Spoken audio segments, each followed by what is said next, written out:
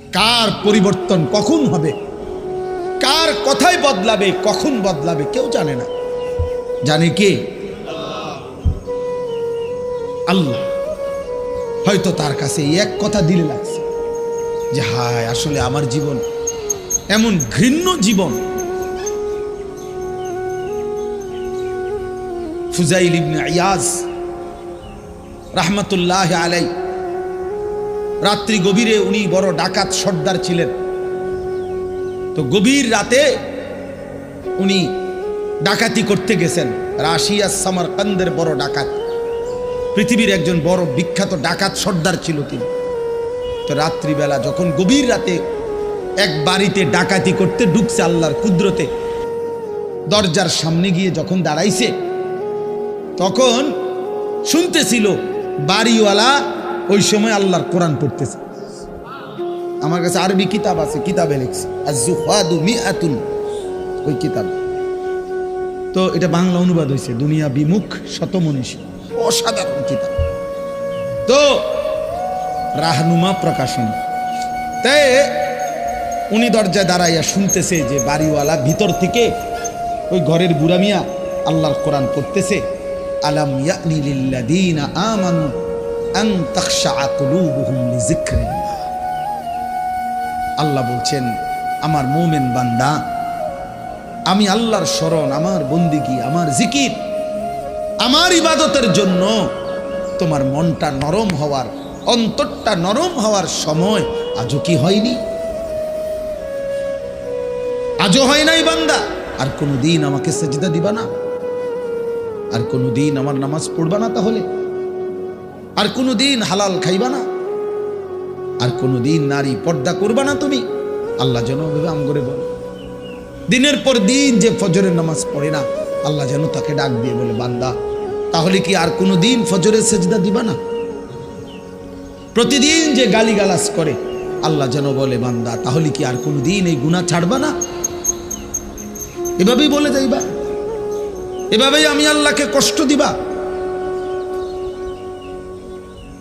তো এই ডাকাত সর্দার ফুজাইল, উনি তখন এই আয়াত হঠাৎ করে গভীর রাতে ওনার এই কথাইটা, উনি তো বুঝছে অর্থ, ওনার কলিজার মধ্যে গভীর রাতের নিস্তব্ধ, চারিদিকে তো ঠান্ডা নীরব, এই এক আয়াত ওনার কলিজা ছিদ্র করে ফেলছে, দিলে লাগছে।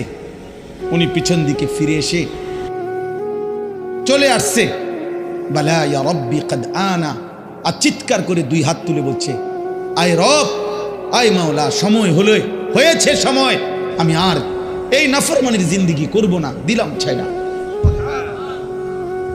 এরপরে আমি যেটা বুঝাইছি আরেকটু রয়েছে কথা।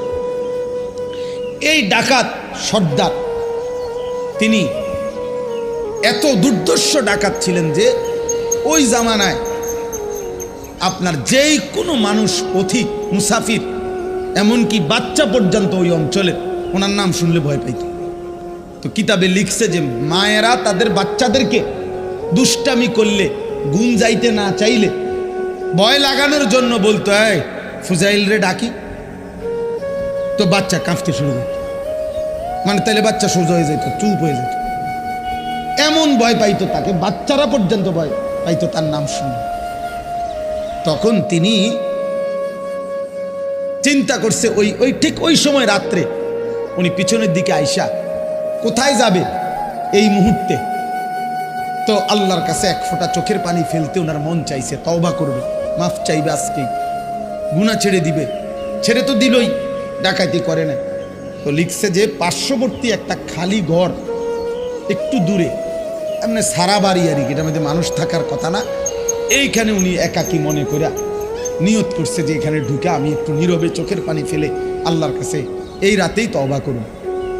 তো উনি ঢুকছে ওই ঘরে, ঢুইকা দেখে ওইখানে কিছু লোক, যারা তৎকালীন জামানায় মানুষ এক জায়গার থেকে আরেক জায়গায় সফর করার সময় রাত হয়ে যাওয়ার কারণে এইখানে আশ্রয় নিছে কিছু লোক আর কি, ওরা ওইখানে শুয়ে রয়েছে, মুসাফির, পথিক মুসাফির। তো এই মুসাফির যেগুলো শুয়ে রয়েছে, ওরা গভীর রাত, কিন্তু কারো চোখে ঘুম নাই, শুয়ে আছে ঠিক চোখ খোলা। তো তখন উনি ঢুকেই শুনতেছে, ওরা বলতেছে এই সাবধান, ঘুমায়ও না কেউ, ফুজাইল যদি টের পায় তাইলে কিন্তু সব লুণ্ঠন করে ফেলবে, সব ছিন্ন ভিন্ন করে ফেলবে, সব কিছু ছিনিয়ে নেবে। কাজে কেউ ঘুমায়ও না, সতর্ক, কোনোভাবে রাতটা পার করে এখান থেকে পার হইতে হবে। ফুজাইল কিন্তু যদি টের পায়, এই কথা উনি শুনছে, এর দাঁড়ায় দাঁড়ায় উনি তো সেই ফুজাইল। এই তখন কিতাবে লিখছে উনি এইবার এমন কান্দা কানছে, কাইদা বলছে মাওলা আমি বুঝি এমন নিকৃষ্ট হইলাম যে বাচ্চা পর্যন্ত আমারে ভয় পায়, এমন কি পথিক মুসাফির ভিন দেশি পর্যন্ত আমার নামে কাঁপে, আমি কি পরিমাণ মানুষের কষ্ট দিলাম। তখন উনি নিয়ত করে বলছে আল্লাহ আমি আর এই জমিনেই থাকবো না, এই মাটিতেই, আমি এই দেশেই আর থাকবো না। তখন উনি তওবা করে সরাসরি হিজরত করে আল্লাহর ঘর মক্কায় চলে আসছে, আর বাকি হায়াত কাবার পাশেই উনি জীবন কাটাইছে। এরপরে উনি হইছেন সাইয়্যিদুল আউলিয়া, আউলিয়াদের সর্দার।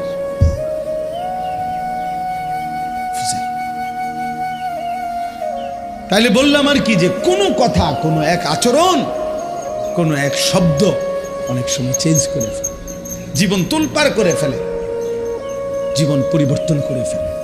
আল্লাহ তোমাদেরকেও বদলে দিক। তোমরা যারা কিশোর ছিলে, নওজোয়ান ছিলে, দোস্ত তোমার জীবনের কদর করা উচিত। তোমার কথা কেউ মনে করবে না, তুমি নষ্ট হয়ে গেলে ধীরে ধীরে তোমার জীবন, তোমার চরিত্র, তোমার আখলাক, তোমার লজ্জাস্থান, তোমার শরীর, তোমার কোমর, তোমার যৌবন তুমি শেষ করে দিলে, খোদার কসম কেউ মনে করবে। এই যে মেয়েরা ঘুরছে তোমার সামনে সামনে, যে নর্তকীরা তোমারে দেখাইছে শরীর, যে অসভ্য মোবাইলের বেহায়া নারী তোমারে শরীর দেখাইছে, তোমার জীবন শেষ করে দিছে, ওই হাইওয়ান নারী জীবনেও কোনোদিন তোমার খবর নেই। আল্লাহ তাআলা বলতেছেন যে আমি তোমরা যাদেরকে অর্থবিত্ত, সহায় সম্পদ, টাকা পয়সা, ধন দৌলত দুনিয়াতে দিয়ে যাচ্ছি, তোমরা এটা ভেবো না। আল্লাহ বলে নাফরমান মনে মনে ভাবতেছে আল্লাহ তাও আমার উপরে রাজি, নইলে আমার এটি দেখা, আমার এদিকে কি সুন্দর ভাত তরকারি খাওয়া, এত চুরি করি, আমার দিকে কোনো অসুবিধা হয় না, বুঝেন না কথা? আমি এত সিটারি করি, আমার দিকে কোনো অসুবিধা, কত সর্দিও হয় না, কত ভালো মানুষ দিয়ে দেখি আজ 10 বছর বিস্তার করে রয়েছে, লড়তে পারে না। আমরা কি কারবারটা কি?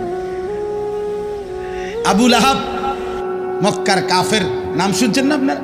নবীজি সাল্লাল্লাহু আলাইহি সাল্লামের বিরোধিতাকারীদের মধ্যে সবচেয়ে বেশি বিরোধিতাকারী যে কয়েকজন, এর মধ্যে একজন আবু লাহাব। সাহাবীরা ওরে বলতো, নবীর সাহাবীরা, এই আবু লাহাবের একটা বদ অভ্যাস ছিল। নবীজি যেখানেই কাউকে কালেমার দাওয়াত দিতেন, মানে কাউরে ইসলাম বুঝাইতেছে মনে করেন, হে পিছন থেকে একটু দূরের থেকে ওর দিকে তাকাইয়া কইতো সাবধান, ধরা খাইও না, একবারে মারা রইবা, আর বিড়ি খেতে পারত না, এখানে সিটারি যে করতে এত সুন্দর, রিডিহার করতে পারত না, রেডি সাউন্ড, নাটক সাউন্ড, সিনেমা সাউন্ড, এটি সব ছেড়ে দিতে হইব এই মৌলবীর কথা বললে। হ্যাঁ, মানে বলতো না না। এরপরে নবীজি সাল্লাল্লাহু আলাইহি সাল্লাম সরে গেলেই এই বেঈমান ওই লোকের কাছে গিয়ে বলতো, কি কইছে, এই কইছে তোরে না, সাবধান, এডি কইয়া হে বিরাট বড় জাদুকর, নাউজুবিল্লাহ, অনেক বড় গণক, একটা ফেরেশতা গায়ে দিছে সমাজটার মধ্যে, কয় যে আমাদের পুরাটা এলাকা নষ্ট করে লাইছে, মায়ের লগে এখন আর ফুতের মিল নাই, ফুতের লগে মার মিল নাই, স্বামীর লগে স্ত্রীর মিল নাই, বাপের লগে ফুতের মিল নাই, একটা বেড়াছাড়া লাগায় দিছে, নাউজুবিল্লাহ। এইভাবে সে বলতো।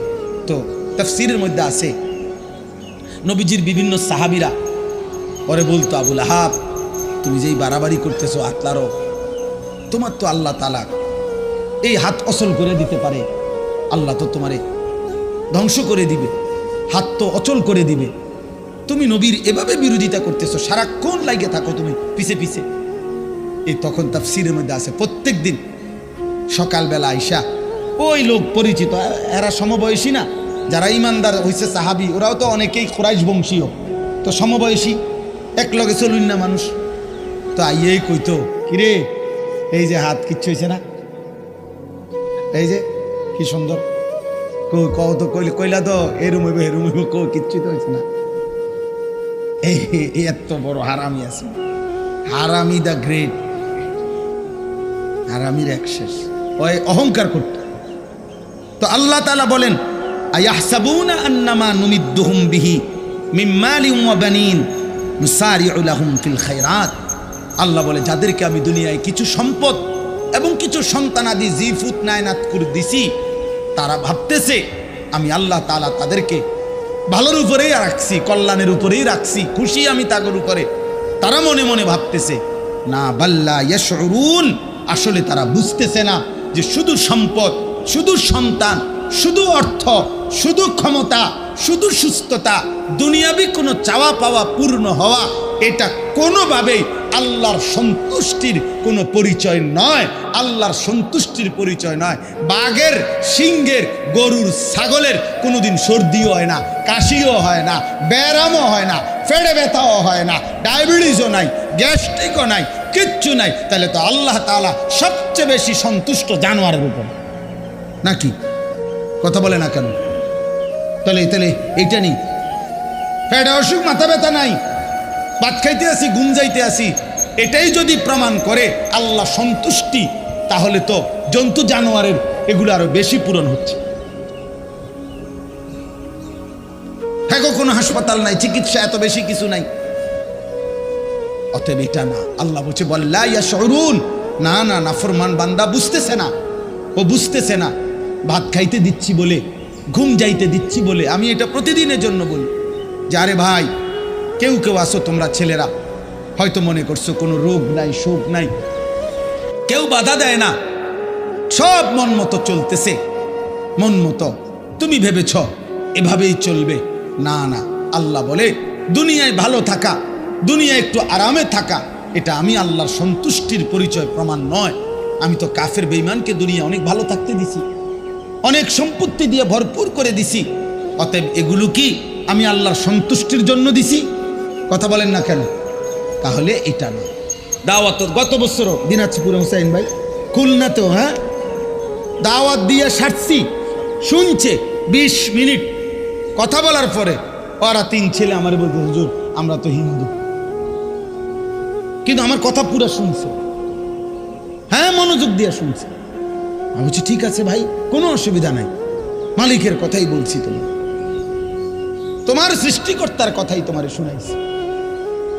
সেই দিন এক মাওলানা সাহেব রংপুর থেকে খবর পাঠাইছেন যে একটা মাহফিলের ডেট দিতাম কেন এত দরকার হইল, উনি বলছেন যে এক ওই বাজারের হিন্দু ছেলে, ওর কথা হইল হুজুর, এই হুজুর রে দাওয়াত দেন। আলহামদুলিল্লাহ।